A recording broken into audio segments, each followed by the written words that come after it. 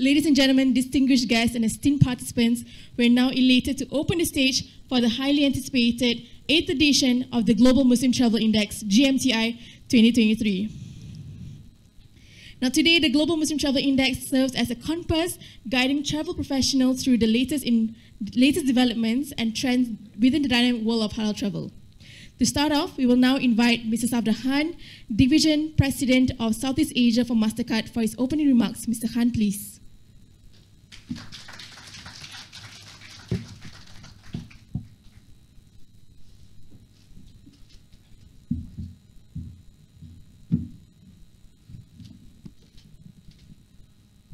Assalamu alaikum wa rahmatullahi wa barakatuhu.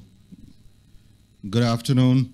Welcome to everyone present here today and virtually for the launch of the 8th edition of Mastercard Crescentrating Global Muslim Travel Index.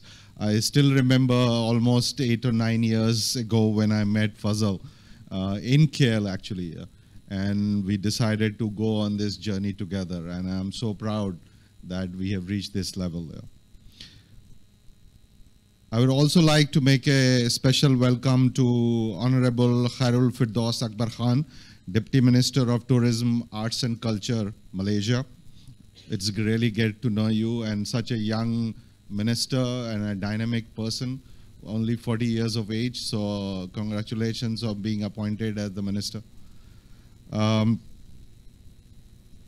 Honorable Ms. Mera Paz Valderos Abubakar, Undersecretary, Department of Tourism, Philippines. Her Excellency Mercedes Alonso Fraile, Spanish Ambassador to Singapore. His Excellency Khakrom Shakiroz, Uzbekistan's Ambassador to Singapore, as well as distinguished guests and friends in the media.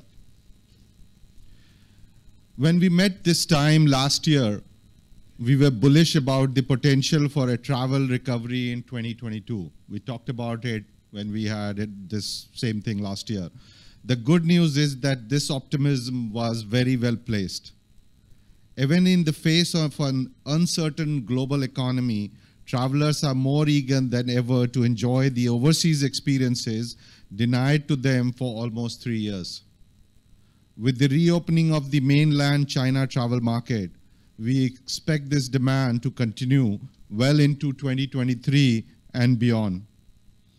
And given the strong trade and tourism links between China and Southeast Asia, we expect ASEAN economies and others in the region to benefit from China's reopening. Within the context of the travel recovery, we recognize the important contribution being made by the Muslim travel segment.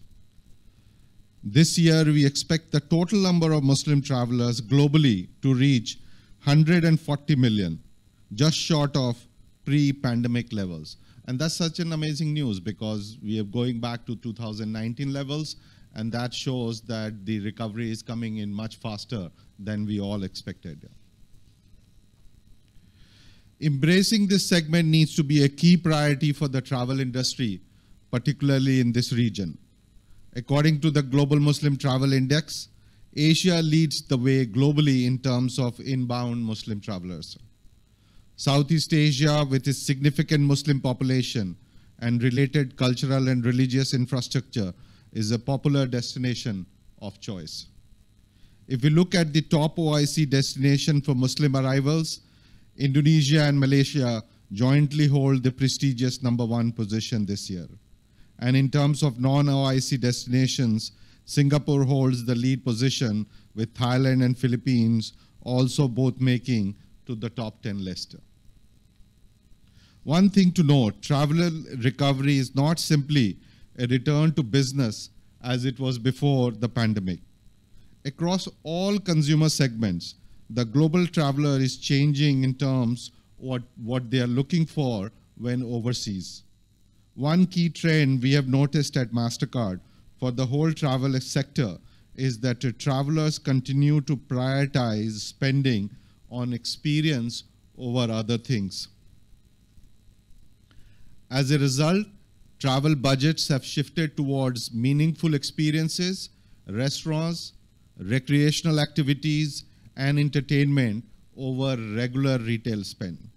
This is also true for Muslim travelers who are seeking more authentic experiences, looking for unique travel offerings that connect them with local cultures and communities. We are also seeing an increase in ecotourism efforts, and this is certainly true for Muslim travelers, especially the younger generations. And finally, in a more general context, we are seeing the return of business travel. While leisure flight bookings were the first to bounce back following the easing of restrictions, corporate flight bookings have caught up this year. And the two are now growing at the same rate. The travel sector is not just recovering from the pandemic. It's already exceeding pre-pandemic levels of growth, reaching new heights in terms of flight bookings and travel spend. The responsibility is on the travel industry to keep up, to adapt, and to be more digital first to show resilience and meet new consumer demands. Which is why the Global Muslim Travel Index is such an important asset. Mastercard is incredibly proud of its partnership with Crescentrating and the value it brings to the travel sector. We are confident that this 8th edition of Global Muslim Travel Index will help the ongoing recovery and lay the foundations for future growth in the Muslim travel sector. I would like to thank Fazal Baruddin and his team at Crescentrating for their long-standing partnership on this project. We look forward to future collaboration to enhance tourism and travel experiences for a very important segment. Before I conclude, congratulations to all the finalists and winners of the Halal Trip 40 and Halal in Travel Awards. It's great to be able to recognize and celebrate your contributions to making halal travel a seamless experience for millions of Muslim travelers. Thank you, everyone.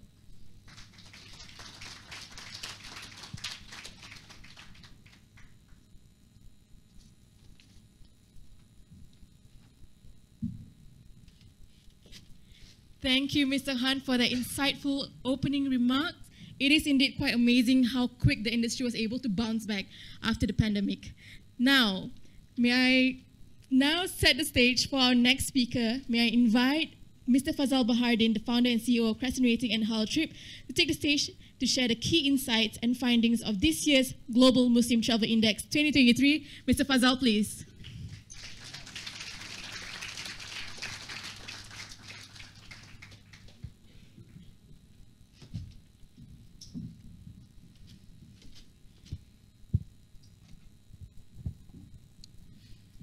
Bismillahirrahmanirrahim. Assalamu alaikum wa rahmatullahi wa barakatuh. I think we are just a few minutes away from having a minister joining us. In the meantime, I think I'll get started. Your Excellency Hairul Firdaus Akbar Khan, Deputy Minister of Tourism, Arts and Culture, Malaysia, Honorable Undersecretary Maira Pazwal Darosa Abu Bakar from the Office of the Secretary, Philippine Department of Tourism.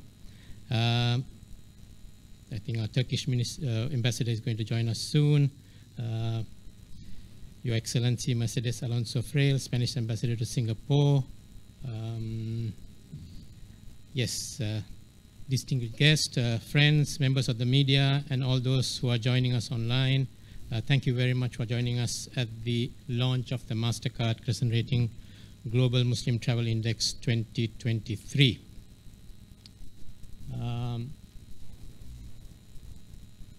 As Safdar was saying, over 9 years of Mastercard Crescentrating partnership, we have published 25 reports actually, delving into aspects of Muslim travel, lifestyle, consumer and consumer behavior. These reports demonstrate our commitment to understanding Muslim travelers' unique needs and preferences while empowering businesses and destinations to cater to this growing market segment. Through these extensive ranges of reports, Mastercard and Crescentrating have emerged as leading providers of data and insights for the Muslim lifestyle market. We are committed to research and analysis to facilitate the growth and development of the Muslim-friendly travel and related sectors and significantly enhance the experience of Muslim travelers and consumers worldwide. I want to express my sincere gratitude to Mastercard for our exceptional partnership over the past 9 years. Your unwavering support and collaboration have been instrumental in propelling our partnership forward. And we look forward to continuing this partnership in the years to come. And as Safdar said, special thanks to Safdar. We met, I think, in 2014 in Hilton in KL, next to, I think, Hilton, where that's the first time I met Safdar, and we said, we need to do something. And a few months later, and I said this story, same story last time as well. A few months later, we met again, and I said, look, this is an opportunity for us to collaborate. It was not called Global Muslim Travel Index at that time. It was called Crescentrating Annual Ranking or something like that. And I said, and then we discussed, and I wanted to see how we can collaborate for the release of the report next year. And then Safdar said, we want to partner with you for the next 5 years. I was surprised, and here we are in the 9th year, actually, of the partnership, although we are releasing the 8th report. Yes, so thank you, Safdar. And actually, Aisha probably doesn't know, I met Aisha before that, actually, in 2010 in Dubai. Right, thank you, Aisha, and also Chitra has been helping us a lot last few years. Yeah, so at the core of our collaboration, of course, lies the Global Muslim Travel Index. That's our flagship publication that has been the premier reference for the Muslim travel market. It's the 8th edition of the report. As we actually paused the release in 2020 for obvious reasons. GMTI has, over the years, become had immense global influence as a trusted and authoritative source of information in the travel industry. Its comprehensive rankings and insights have shaped the way destinations and businesses cater to the needs of Muslim travelers worldwide. With its extensive coverage and rigorous assessment criteria, GMT has become a benchmark for measuring Muslim friendliness of destinations, driving positive changes, fostering innovation, and encouraging the growth of the Muslim travel market on a global scale. Let me start with, I think Safdar touched upon a little bit on that. Let me start with the update on the Muslim visitor arrivals. So I think when we presented last year, we were a little bit more conservative. We said, 2022, we were expecting around 80 to 90 million visitors. But our estimates now are that, in 2022, there were 110 million Muslim visitors.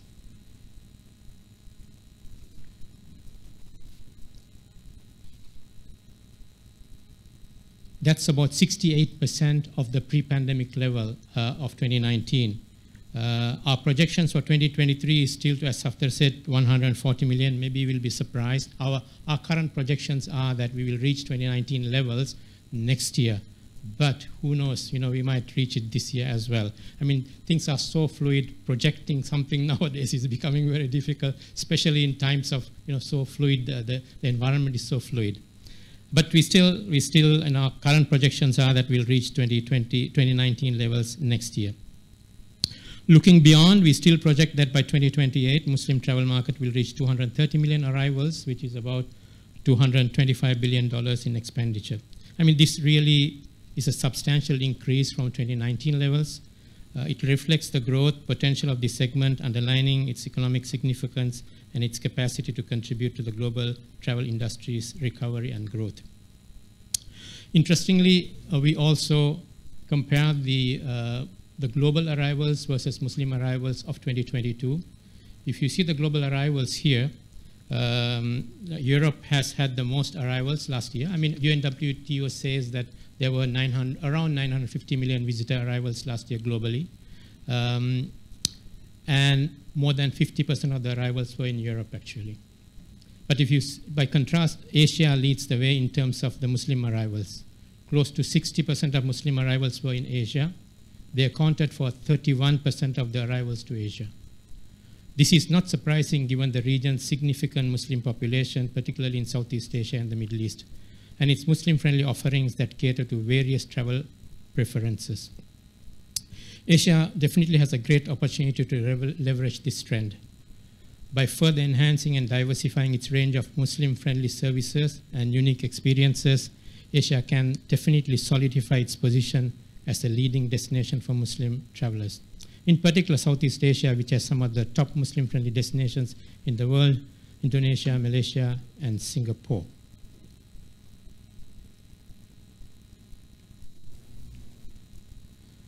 Yeah, so this is something new that we have launched in this year's report. You know, I'm going to talk a little bit later as well. What all this means is that we need to monitor the trends of this market much more closely to help all stakeholders. That is one of the reasons we developed what we call the Muslim Traveler Intent Tracker. The Muslim Traveler Intent Tracker is a measure that tracks the travel intentions of Muslim travelers on a monthly basis. It takes into account different time frames from immediate travel plans to trips planned up to a year in advance. This way it captures the changing preferences of Muslim travelers' travel intent. The current data here covers our surveys from February 2023 to May 2023. These surveys were conducted the first week of each month. The algorithm calculates the travel intent score by assigning weights to different time frames representing various future travel plans. Although we are in the initial phases of this tracker, we anticipate getting more insights once we gather additional information data over the next few months. We are also exploring the possibility of providing more insights derived from the survey. The MTIT, or the Muslim Traveler Intent Tracker, will be tracked and published monthly so that the industry stakeholders can stay informed about current trends, anticipate future demands, and identify potential growth opportunities in the Muslim travel market. So I just wanted to recap a little bit of our work that we do on data and insights, especially with Mastercard. So, of course, we have the GMTI. We publish annually. We also publish with Mastercard about 3 reports every year. This year, we launched our first report, which was on the Muslim Gen Z travelers, somewhere early this year. And we have 2 other reports planned, one probably on the cruise market, Muslim cruise market. But you know, the things are moving so fast. I think providing information once a year is not that great now. So that's why we are going to do a monthly tracker as well, which we will publish monthly. It will look at certain travel data and insights. We're also looking at a quarterly publication of providing some level of insights which we can track quarterly. And eventually, we are looking at also a live tracker, which will look at certain behavior patterns that we can track much more real life, real time. So these are our plans. So Muslim Travel Intent Tracker is already there. We will start publishing our monthly reports end of each month. The quarterly updates we are going to probably launch in the 4th quarter of this year, and possibly a live tracker by the first half of next year.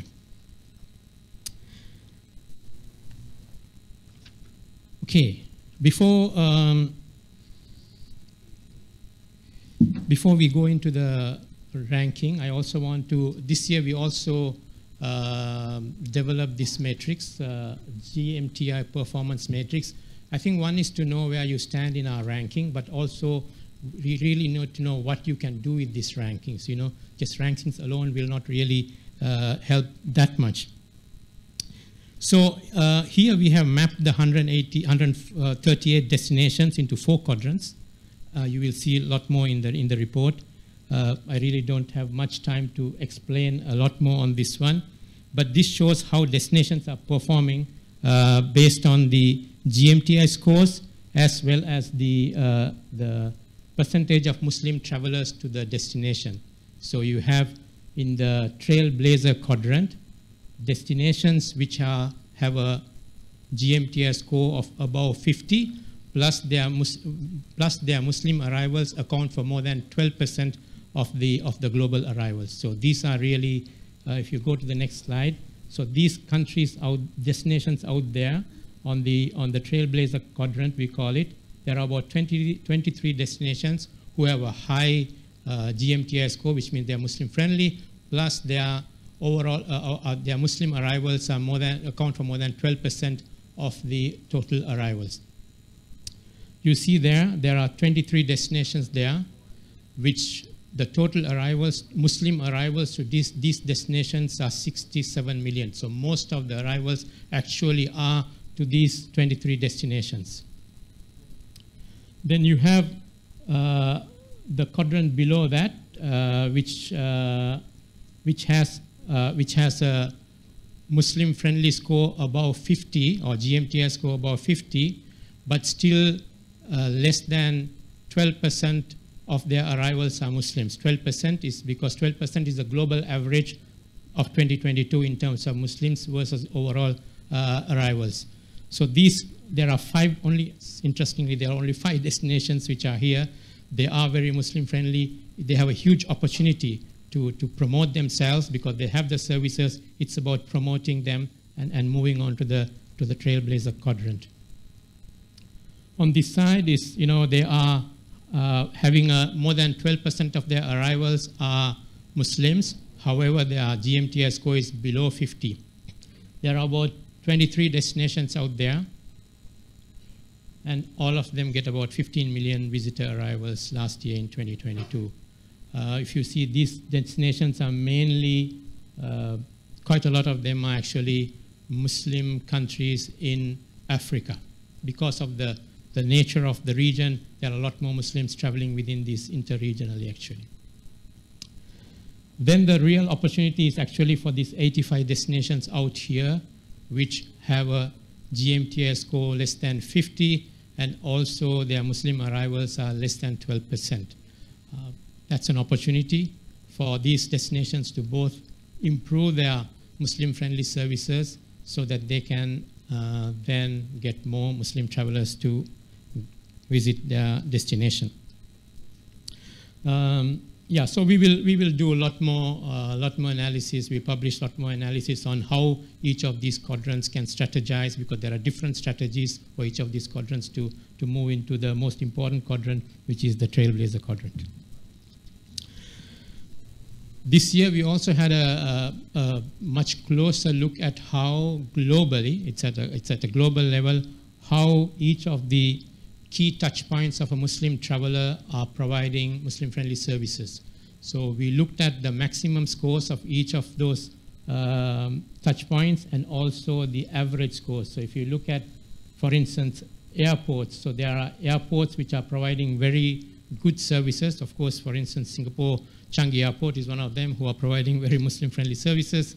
However, overall, the average is only 34 when it comes to Muslim-friendly airports. So it's really only some airports are doing well compared to many airports who are really not providing enough services. So this is another set of analysis that we have published in the report that you will see you will be able to download very soon. Yeah, so that's, I thought I can drag it on to until Pa Sandi arrives, but Pa Sandi is not yet here. So that I can announce. Sorry? In 5 minutes. In 5 minutes, okay. Because I have to tell him that Indonesia is #1, otherwise, in front of him. Okay. So let me spend some time here. So before I talk of the results, which you already know, this is the framework that we developed in 2017 to analyze the destinations on how Muslim-friendly they are. So we look at 4 areas. We look at access, which is we look at the level of connectivity to that destination from the top 30 Muslim outbound countries. So we have 30 outbound countries which make up 99% of the Muslim outbound traffic. So we look at the connectivity to the destination. We look at visa requirements, how easy it is for these 30 destinations to get visas to these destinations. We look at transport infrastructure. So that's on the access side. It has a weightage of 10% on our overall scale. Then we look at the communication aspects, which is how well are destinations marketing the destinations to the Muslim travelers, what like Malaga is doing, like Andalusia will do in a couple of months, how well are they promoting their services to the Muslim market. We look at the communication proficiency of the destination, and we also look at the stakeholder awareness. How well are the authority or the tourism players educating the industry on the Muslim travelers' needs and preferences? I have to acknowledge Dr. Hafiz there, who was instrumental in putting this together in 2017. When he was working with us before, then he went to Australia to do his PhD in marketing, and is back now, not with us, but with the university. And then we look at the environment. So we look at visitor arrivals. We look at, very importantly, faith restrictions. Are there any faith restrictions for Muslim travelers when they travel to these destinations? When, in terms of dress code, in terms of other things. We look at safety. We look at sustainability. Sustainability is something that we introduced last year, and we have expanded the data that we look at in terms of sustainability criteria this year. So we have expanded really. And that's also a reason this year, if you look at the report later, we have published our first attempt at publishing a sustainability framework for Muslim travelers. So as a sort of a guidance for Muslim travelers to make informed choices when they travel, which also fits in with their faith requirements. You'll see that in the report. And finally, we look at the services, which has the highest weightage in our ranking. We look at the level of halal food available, look at the prayer facilities availability. We look at Muslim-friendly availability of Muslim-friendly hotels, Muslim-friendly airports, and heritage experiences and attractions. So that's how we we calculate the rankings. We look at more than 50 data sets actually to do the calculation of the index, and we have been ranking 138 destinations last year, and this year we did rank. We had 140 destinations before that, but last year and this year we have paused ranking of Russia and Ukraine for obvious reasons. So that's how we rank in GMTI. So let me go and talk about the results. Sorry, 8 more minutes. No, I think I will go ahead, and then we will get Pasandi to get the award later. Okay. Miss Juliana from STB is also there. She has to leave at some point in time, I understand. Okay. The 2023 ranking. So 2023 ranking, let me get my script here. This year, Indonesia and Malaysia are jointly holding the top position. Malaysia always used to be ranked #1 in our GMTI since its inception. Now Malaysia has a challenger, which is Indonesia, and Turkey. Sorry, friendly fight. Okay, we'll take that. Saudi Arabia, UAE, and Turkey have been in this position for many years as well, exchanging positions between 3 to 5. And then you have other destinations who are generally in that space. I think the only not a surprise, only destination which has moved into the top 20 is United Kingdom, which is the second non-OIC destination to get into the top 20. The first non-OIC destinations all this while has been Singapore. Singapore has been the only non-OIC destinations to be in the almost top 10 almost every year, the last few years. But this year we have United Kingdom entering the top 20 of the overall ranking. Let me talk about the non-OIC destinations, as it has been always the case since many years now. In Singapore is the top destination in the non-OIC category. And the second one, as we saw in the other ranking, is United Kingdom. Let me see if I can go back. Yeah, so if you see here, the top 5, 6, they are very close in their score. So they're very close, so it's a very close fight. But if you see here, Singapore still doesn't have a real competitor. Singapore doesn't have a real competitor. So UK is number 2, Taiwan is number 3, of course Thailand, Hong Kong, Japan, they have been very, their rankings have improved, especially Germany, Philippines, Japan. They have been, when we started this rank some time ago, there were lower rankings. Spain as well. So Spain, you have 4 destinations here: Philippines, Germany, South Africa, and Spain. Spain also has, if you see here, has improved by 3 positions. Germany has improved by 5 positions.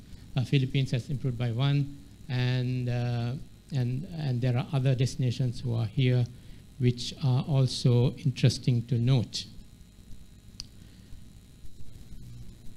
Okay, this is something else that we did this year. This year, we looked at a subset of our GMTI scores to look at how Muslim-friendly the destinations are. So we looked at certain facts like safety, faith restrictions, and a few other data sets to see how Muslim women-friendly the destinations are. And that's what we have here. This year we decided only to publish the top 10, but we will publish the full 138 destinations next year. This year, if you see the same, it's very similar to, of course, the overall GMTI rankings. So Malaysia and Indonesia are in the top in the overall category, and Singapore, once again, is number 1 in the most Muslim-friendly, Muslim women-friendly destination of 2023.